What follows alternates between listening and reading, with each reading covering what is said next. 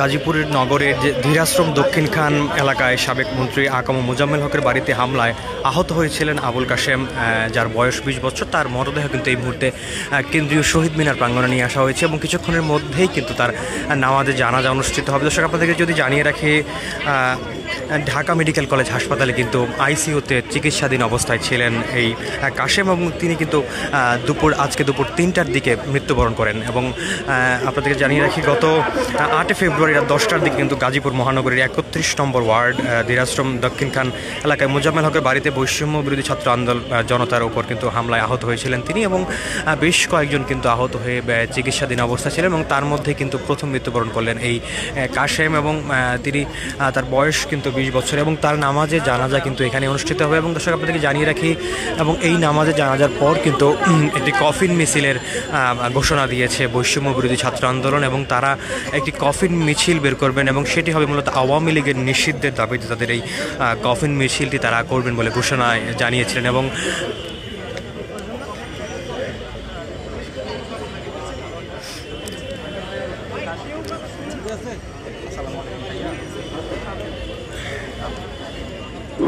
এবং আরও একটি বিষয় আপনাকে জানিয়ে রাখি, এই যে কফিন মিছিলটি হবে এবং একই সঙ্গেই যেই একটি বিজ্ঞপ্তি দেওয়া হয়েছিল বৈষম্য বিরোধী ছাত্র আন্দোলনের সামাজিক যোগাযোগ মাধ্যম ফেসবুকের পেজে, এবং তারা যেখানে যেমন জানিয়েছিলেন একই সঙ্গে নিজেদের নির্ধারিত সময়ে সারা দেশে প্রত্যেক জেলা, উপজেলা, ইউনিয়ন, গ্রামে শহীদ বীর কাশেমের গায়েবানা জানাজা এবং আওয়ামী লীগের বিচার এবং নিষিদ্ধের দাবিতে খাটিয়া মিছিল করার আহ্বান জানিয়েছিলেন এই সংগঠনটি। এবং তারা কিন্তু ওই কাশেমের মৃত্যুর পরে এই ঘোষণাটি তারা দিয়েছিলেন। এবং গত 8 ফেব্রুয়ারি কিন্তু গাজীপুরের নগরের ধীরাশ্রম দক্ষিণ খান এলাকায় আওয়ামী লীগের সন্ত্রাসীদের হামলায় যারা যেমনটা আসলে বলছিলেন, সেই হামলায় কিন্তু আহত হয়েছিলেন এই কাশেম সহ আসলে বেশ কয়েকজন। আগে প্রথম মৃত্যুবরণ করলেন কিন্তু এই কাশেম। দর্শক, এই মুহূর্তে কথা বলছিলেন জাতীয় নাগরিক কমিটির মুখপাত্র আক্তার হোসেন। ফেসিবাদের কবল থেকে বাংলাদেশ মুক্তির 6 মাস পেরিয়ে গেছে। 6 মাস পরে অত্যন্ত দুঃখজনক ভাবে আমরা খেয়াল করে দেখলাম আমাদের ভাইকে কুপিয়ে আহত করা হলো। তিনি এতটাই অসুস্থ হয়ে পড়লেন যে আমাদের ভাইকে আমরা যেতে পেলাম না। আমাদের ভাই দুনিয়া ছেড়ে গেলেন, আমাদের ভাই শহীদ হয়ে গেলেন। এই বাংলাদেশে যে আওয়ামী ফ্যাসিবাদীরা ত্রাসের রাজত্ব প্রতিষ্ঠা করেছিল, অন্যায়, জুলুম, নির্যাতন, গুম, খুন, এইসব অন্যায় দিয়ে বাংলাদেশকে তারা পরিপূর্ণ করে ফেলেছিল। আজকে আমরা আমাদের এক শহীদ ভাইয়ের লাশ সামনে যখন নিয়ে দাঁড়িয়ে আছি, ঠিক সেই দিনই আমরা বিগত ফেসিবাদের সময়ে ওই নির্মমতম আয়না ঘরের দৃশ্য আজকে জাতির সামনে উত্থাপিত হয়েছে। 2 ফিট বাই 4 ফিট জায়গার মধ্যে কত নির্মম ভাবে গুমের শিকার আমাদের ভাইদেরকে তারা রেখেছিল, কত অত্যাচার নির্যাতন তারা করেছে। তার ওই ধারাবাহিকতা ছিল জুলাই 24-এর যে অভ্যুত্থান, সেই অভ্যুত্থানের সময়ে আওয়ামী লীগের নির্দেশে, শেখ হাসিনার নির্দেশে আমাদের ভাইদের উপরে গুলি করা হয়েছে, নৃশংসভাবে গণহত্যা চাপিয়ে দেওয়া হয়েছে, মানবতা বিরোধী অপরাধ চাপিয়ে দেওয়া হয়েছে। আজকে 6 মাস পরে আমাদের ভাই যে শহীদ হয়েছেন, আমাদের ভাইকে হত্যার পিছনে যারা সক্রিয়ভাবে থেকেছে, যারা হুমকি দিয়েছে, পরিকল্পনা করেছে, তারা সকলে ওই পতিত ফ্যাসিবাদী আওয়ামী লীগ। বাংলাদেশে যারা গণহত্যা চাপিয়ে দিয়েছে, আমাদের ভাইদেরকে এখনো শহীদ করছে, সে আওয়ামী লীগ বাংলাদেশে রাজনীতি করবার আর বিন্দু পরিমাণ কোনো অধিকার রাখে না। আমরা স্পষ্টত দাবি জানাই, আমাদের শহীদ ভাইয়ের লাশের শপথ নিয়ে আমরা বলছি, আওয়ামী লীগ বাংলাদেশে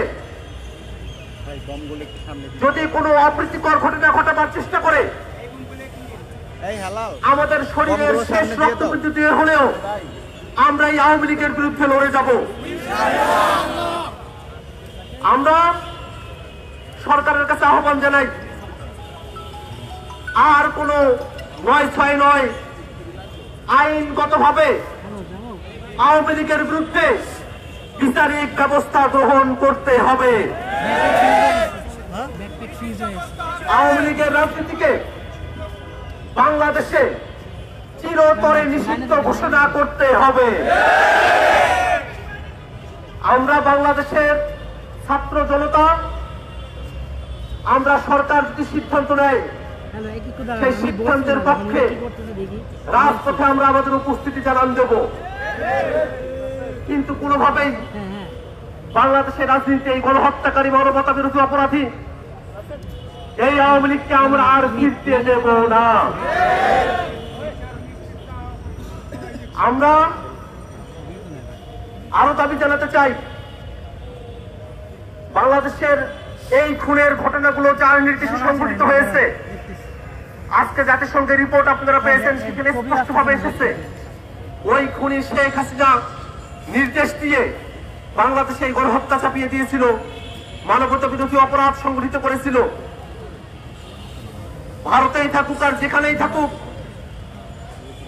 দেশীয় শক্তি, আন্তর্জাতিক পরিমণ্ডলের যে শক্তিগুলো আছে সকলকে কাজে লাগিয়ে অবশ্যই শেখ হাসিনাকে বাংলাদেশে ফিরিয়ে নিয়ে এসে তাকে বিচারের মুখোমুখি করতে হবে। বাংলাদেশে আমরা বিশ্বাস করি যদি একটি ফেয়ার ট্রায়াল হয়, ওই ফেয়ার ট্রায়ালে, ওই ন্যায্য বিচারে শেখ হাসিনার সর্বোচ্চ সাজা নিশ্চিত করা সম্ভব। অতএব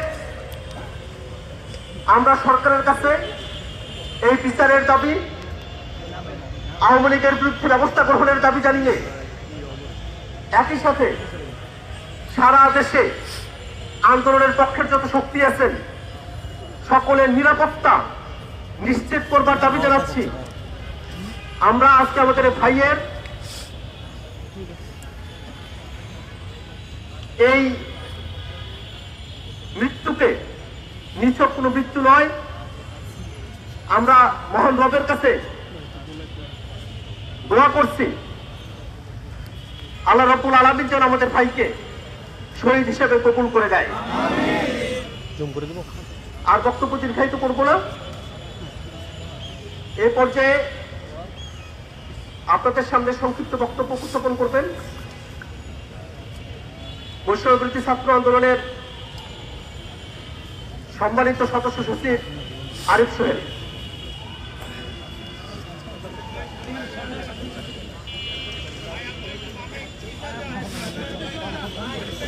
উপস্থিত ছাত্র জনতা, সাংবাদিক ভাই ও বোনেরা, আজকে গণ অভ্যুত্থানের 6 মাস পরে আমরা দেখতে পাচ্ছি শহীদের মিছিল থামে নাই।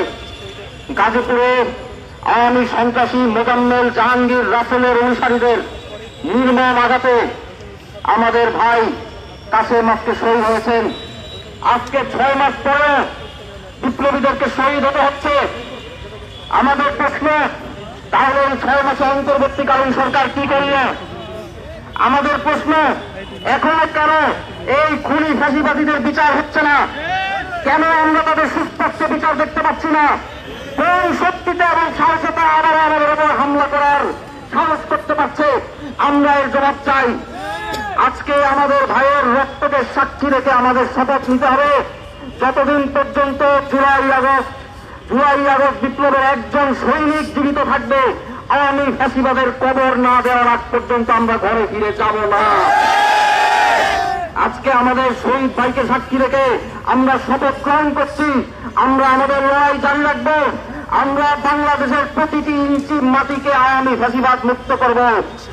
শুধুমাত্র আওয়ামী ফ্যাসিবাদকে নিষিদ্ধ করতে হবে তাই নয়, বরং যারা আওয়ামী ফ্যাসিবাদের পক্ষ নিয়ে এখন বিভিন্ন জায়গায় জনমত তৈরি করার চেষ্টা করছেন, জনমতকে বিভ্রান্ত করার চেষ্টা করছেন, নতুন করে চোরাগত্যা হামলা করার চেষ্টা করছেন, মানুষের বাড়িঘর জ্বালিয়ে দেওয়ার চেষ্টা করছেন, আমাদের ভাইদের উপর হামলা করছেন, প্রত্যেকটা অন্তর্বর্তীকালীন সরকারকে অবিলম্বে চিহ্নিত করে গ্রেপ্তার করতে হবে। বিচারের মুখোমুখি করতে হবে। যদি তারা এই কাজে ব্যর্থ হন, আমরা হুঁশিয়ারি দিয়ে জানিয়ে রাখতে চাই, বাংলাদেশের ছাত্র জনতার বিপ্লবীরা বিপ্লবকে সম্পূর্ণ করার কাজ নিজেদের হাতে তুলে নেবে।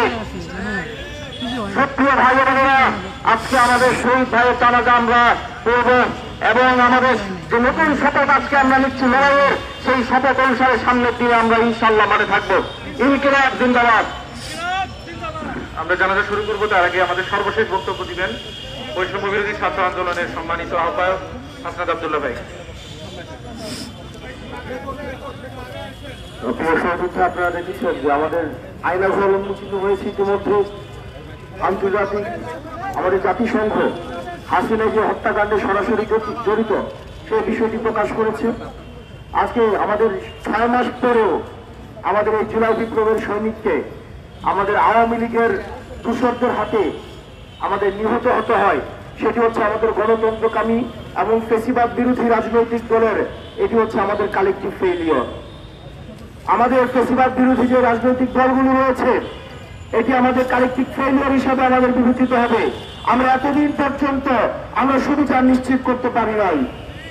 আমরা এতদিন পর্যন্ত আইন প্রক্রিয়ার মধ্য দিয়ে আমরা আওয়ামী লীগকে নিষিদ্ধ করতে পারি নাই।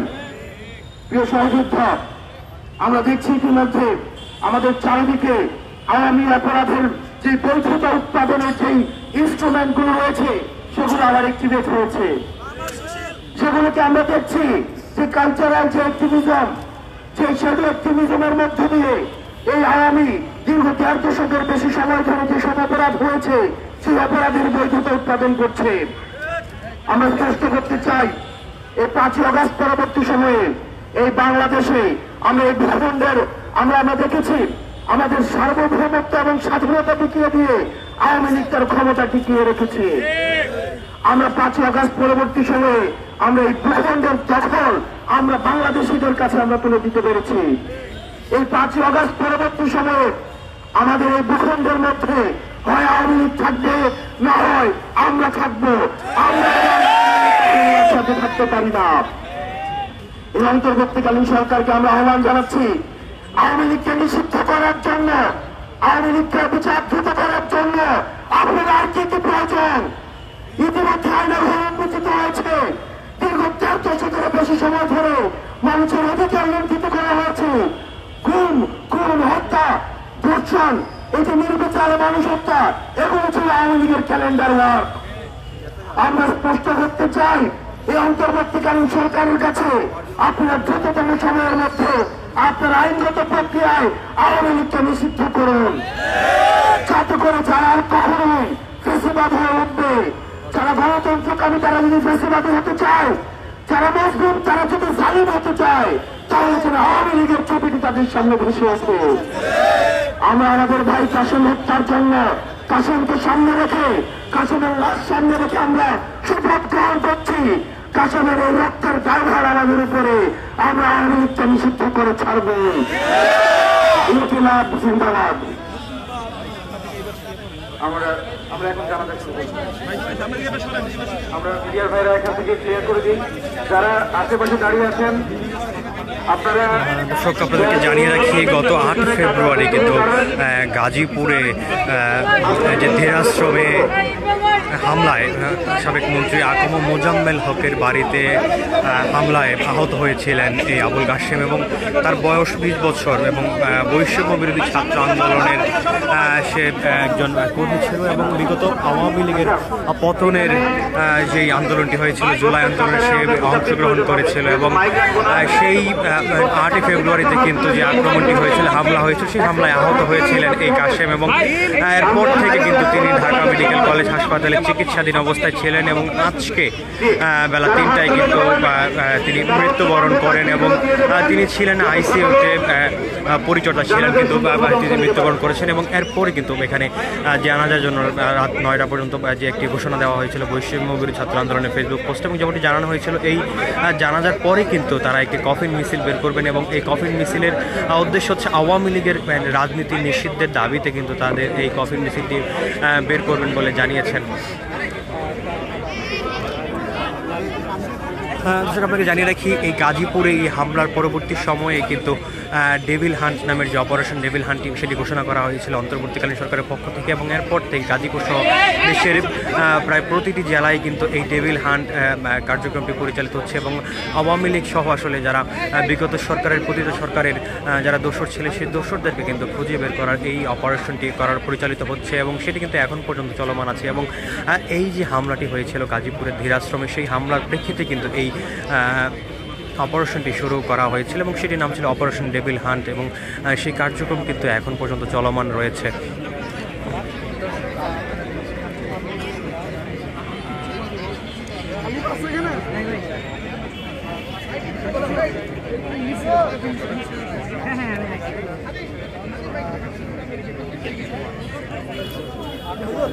এই মুহূর্তে কিন্তু জানাজা নামাজের জন্য প্রস্তুতি গ্রহণ করা হচ্ছে, এবং এখানে বৈষম্য বিরোধী ছাত্র আন্দোলনের নেতৃবৃন্দ কিন্তু উপস্থিত রয়েছেন। এছাড়াও জাতীয় নাগরিক কমিটির নেতৃবৃন্দ এখানে উপস্থিত রয়েছেন।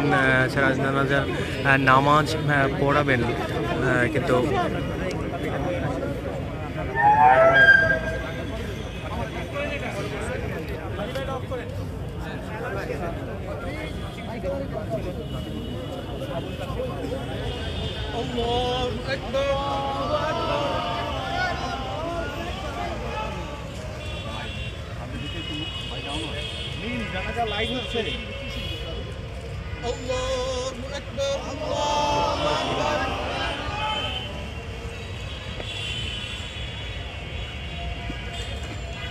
মিম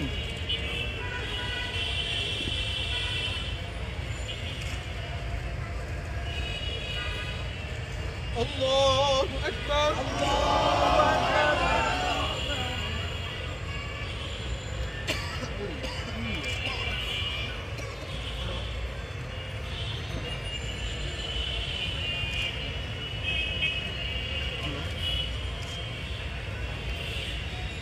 الله أكبر الله أكبر السلام عليكم ورحمة الله السلام عليكم ورحمة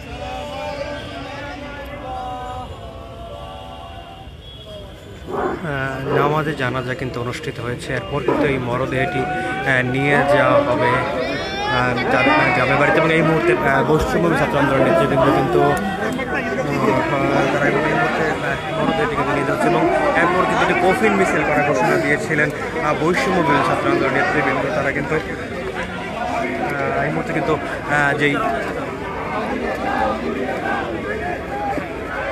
এবং এই মুহূর্তে কিন্তু বিভিন্ন ধরনের স্লোগান দিচ্ছিলেন এই বৈষম্য বিরোধী নেতৃবৃন্দরা। তারা যেমনটি আসলে বলছিলেন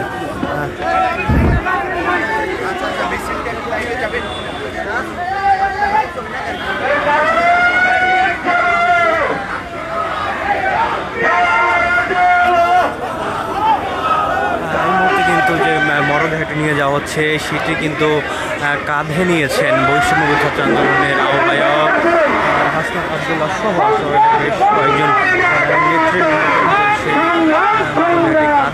এবং সেটি কিন্তু শহীদ মিনার প্রাঙ্গণ থেকে নিয়ে যাওয়া হচ্ছে একটি ফ্রিজিং ভ্যানে, এবং সেই ভ্যানে করেই কিন্তু তার গ্রামের বাড়ির উদ্দেশ্যে নিয়ে যাওয়া হবে। এই যে লাশটি রয়েছে সেই মরদেহটির